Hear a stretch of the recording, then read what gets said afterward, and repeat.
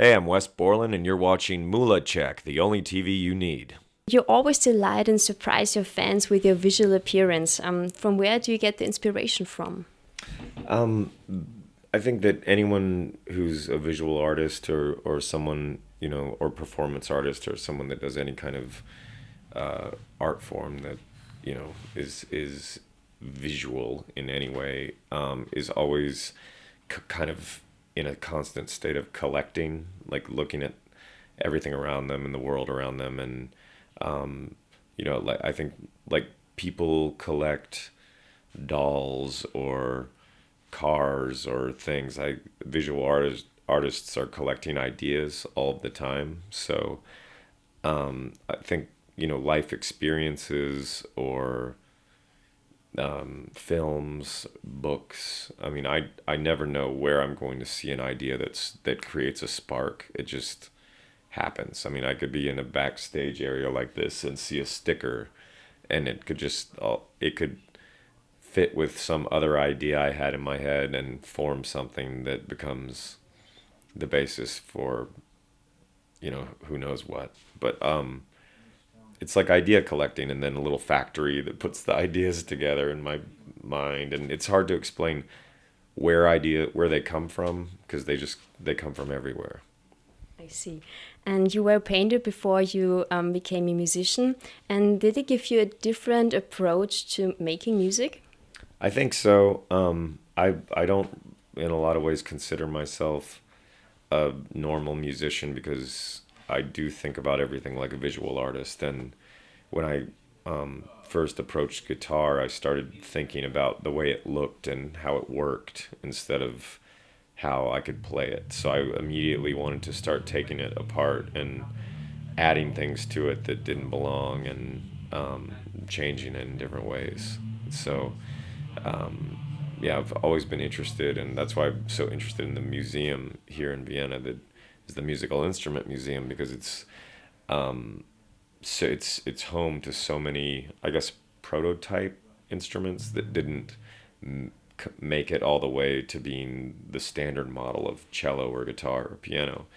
And it's interesting to see the different ideas, because you see the different ways that all these people's brains worked, and the solutions they came up with. And sometimes it's very bizarre, and sometimes it's a really good idea, and you wonder why it didn't become the part of the final model of that instrument. And you're playing the lead guitar, you're the lead singer, you're a painter, now you're mixing whole records by yourself. Is there any artistic limitation for you? I think that, I mean, the reason why I do a lot of these things is because I don't like waiting on other people to finish a project.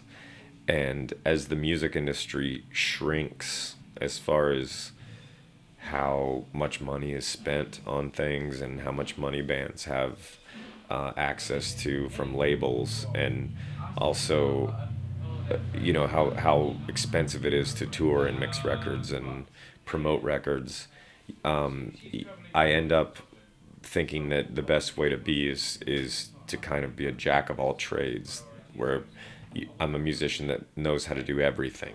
And there's more and more people like me, I think, that are becoming, where they are completely well rounded and they can do everything from start to finish. Because we have to kind of be that way now, in order to have this as a job. We don't have the luxury of being able to do one thing. You have to do multiple things. I see. And you're often called the only noteworthy musician in Limp Bizkit. How do you see this part of your career today? I think that that's not a correct assumption of the band, because I see the other guys in Limp Bizkit as being incredibly talented musicians, and they're my brothers. So I've grown up around them, and I know that that's not a true statement. I mean, I appreciate that I'm given that much respect and well renowned, but I don't agree. And do you still make music with Limp Bizkit? Are you in contact with these guys? Yeah, I'm still in Limp Bizkit, and we're just finishing a new record right now. We're playing the Download Festival this summer in Sonosphere, and we'll be touring Europe in June. Oh, okay. And when was the last time you've been at the Milk Bar? The Milk Bar in Florida, Yes, this one. I don't know, 15 or probably 17 years. And can you tell us about these days over there? It was a very dirty underground club that smelled terrible, and that's where all the bands played at that time when I was young and growing up. I see. And Trent Reznor once said, "You should not sing like someone was asleep in the next room." Was that a trigger you needed? I think so. I was playing a lot of the demos to Trent off of Cruel Melody and the things that would become the first Black Light Burns album, and he just gave me some really good advice on how to approach singing, and yeah, I'm so grateful to have had him as as someone in my life to kind of, I don't know, teach me some tricks that I wouldn't have known otherwise. Okay. And you're noted for your creative use of a 7-string guitar. How and when did you develop these techniques?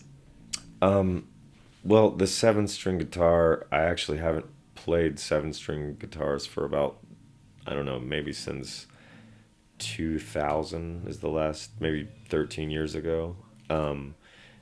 I was with Ibanez guitars for a brief time, and Korn was using those guitars, and they were actually developed by a guy named Steve Vai, guitar player named Steve Vai, and taken out of kind of the Guitar Hero world and into the more like metal downtune world, and I used them for a brief period of time, and then moved on to other things. I think now I'm more kind of known for never staying with a brand for very long, but it was interesting. It led me to develop, you know, thinking about guitar in different ways, and but I eventually ended up thinking that it was a limiting style of guitar because there are so few parts made for 7-string guitars. The 6-string guitar is the standard for a reason,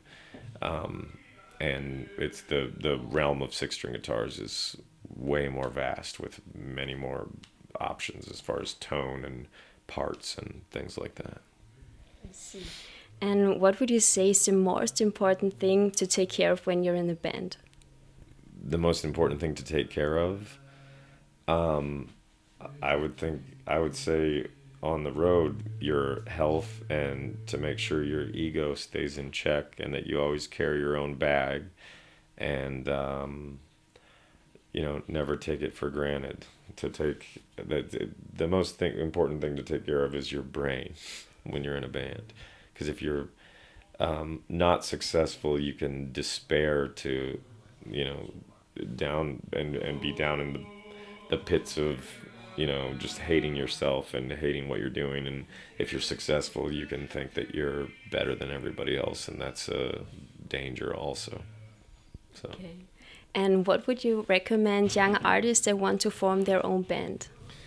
I would recommend not to form a band because the music industry is in terrible shape right now, and anybody who wants to be in a band right now is in for a very hard road, much harder than it ever has been. But if you don't listen to me and you're going to do it anyway, I would recommend to do everything yourself. That people in bands should not look for help elsewhere, because they should be very self-sufficient. And we actually found our drummer on YouTube, our current drummer for this band, just because he was pushing himself on YouTube. He had covers of different popular songs up with him playing drums to the songs. They were very well recorded, so we knew he was going to be very professional just from the way his videos appeared. And he was really easy to get in touch with. I contacted him through Twitter, and we had a new drummer within, you know, about 24 hours of me seeing a video on YouTube. So it was, I mean, I would recommend people do that. Hey, I'm Wes Borland, and you're watching MULATSCHAG, the only TV you need. Rock and roll. Thank you. Yeah, Thanks so a lot. much. Yeah. Can we take a picture Sure. together? Yeah. Thanks a lot. Okay, just take my phone. Goed, doe maar